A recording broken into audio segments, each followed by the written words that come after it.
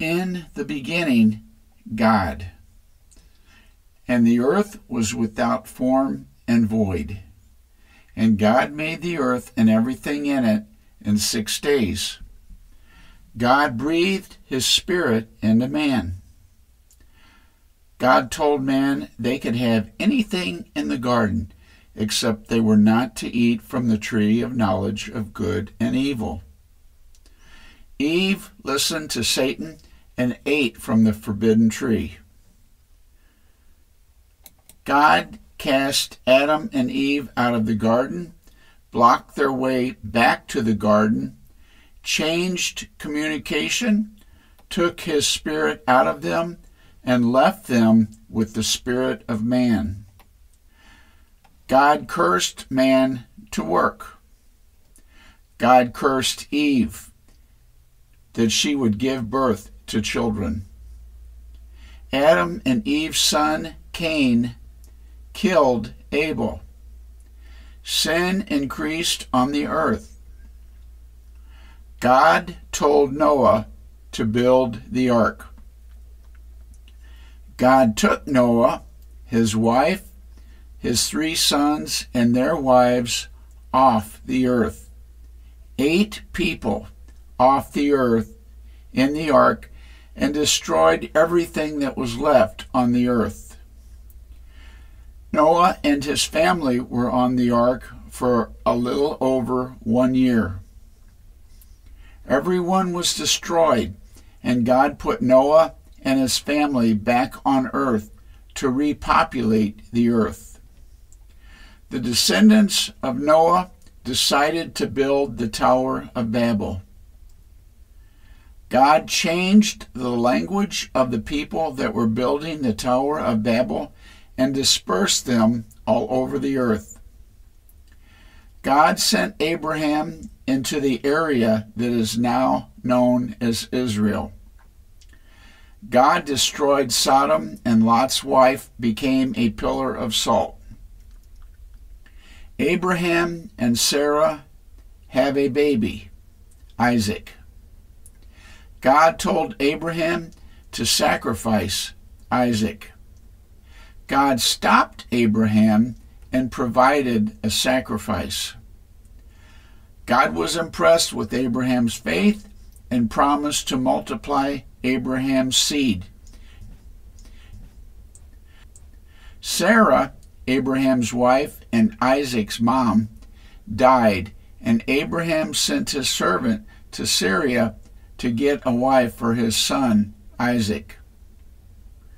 Isaac and his wife Rebekah had twin boys, Esau and Jacob, whose name was later changed to Israel.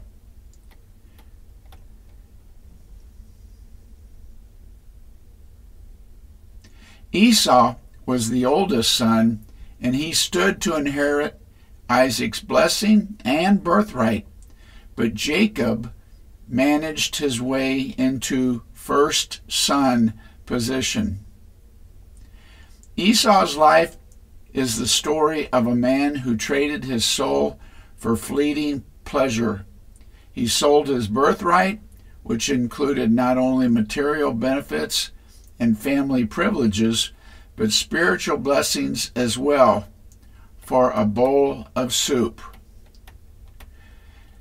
Jacob tricked Isaac, and Isaac gave Jacob Esau's blessing.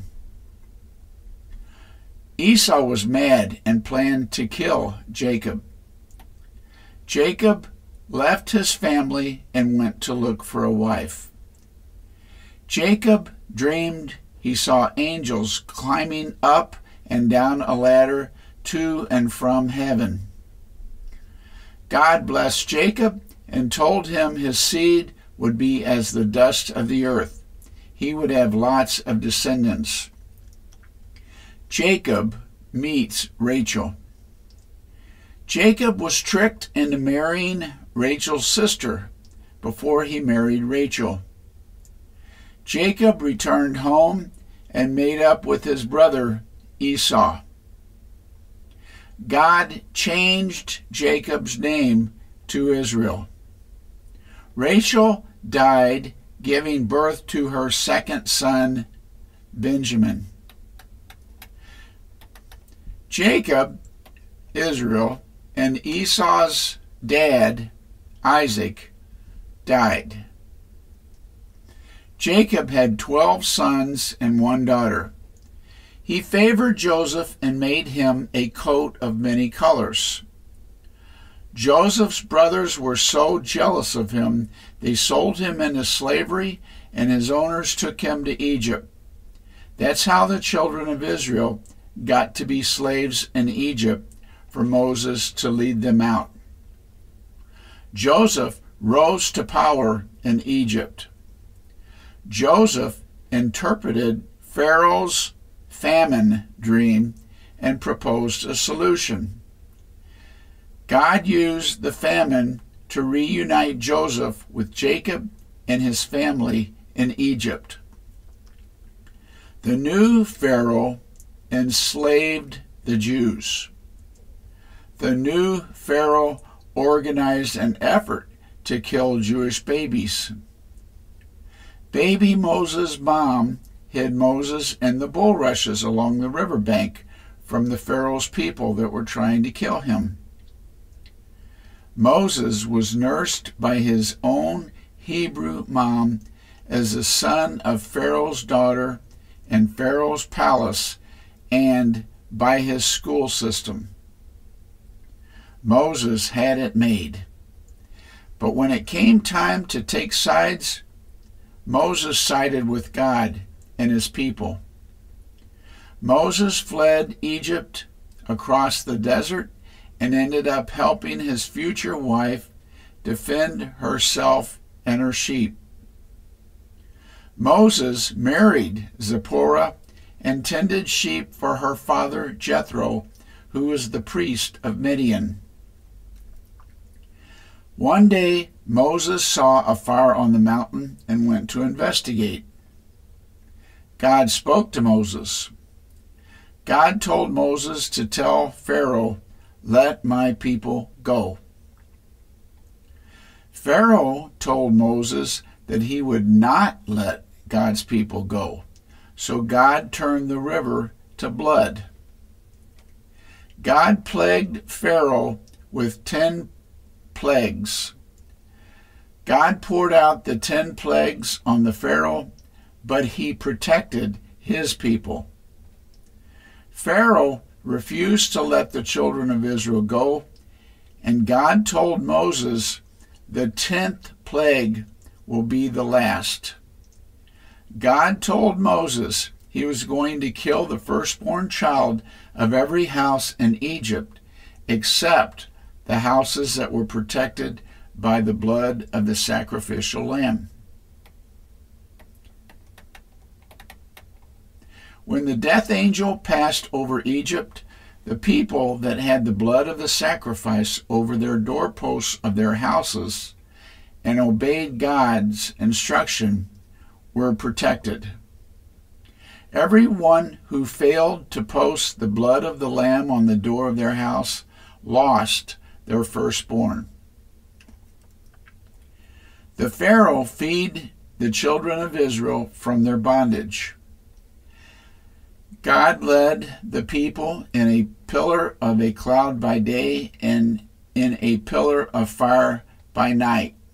Exodus 13:21. God led Moses and the children of Israel to the Red Sea, and Pharaoh thought he could kill them. But God opened the sea for them to cross and killed the Egyptians when they followed him. God led them to water and gave them manna to eat. God asked the people whether they would enter into an agreement to obey him, and they said yes. God told Moses to make him a home to live in so that he could be with his people. The Ark of the Covenant was God's house. They kept bread on the table of showbread. The lampstand provided light. the altar of incense. Exodus 30:18. Thou shalt also make a laver of brass, and his foot also of brass, to wash withal. And thou shalt put it between the tabernacle of the congregation and the altar, and thou shalt put water therein. The high priest wore a high priest robe with 12 stones on the breastplate. The 12 stones represented the 12 tribes of Israel. Yom Kippur is the Day of Atonement. One day a year, the high priest went into the holy place alone in a white robe with the blood of the lamb to seek God's forgiveness for sin. Leviticus 16. God told the children of Israel not to allow anything to come between him and them. God told the children of Israel to take the promised land, but 10 of the 12 scouts said they could not. Caleb and Joshua gave a good report, and they lived to go into the promised land. The children of Israel wandered in the wilderness for 40 years because they refused to take the promised land in God's time.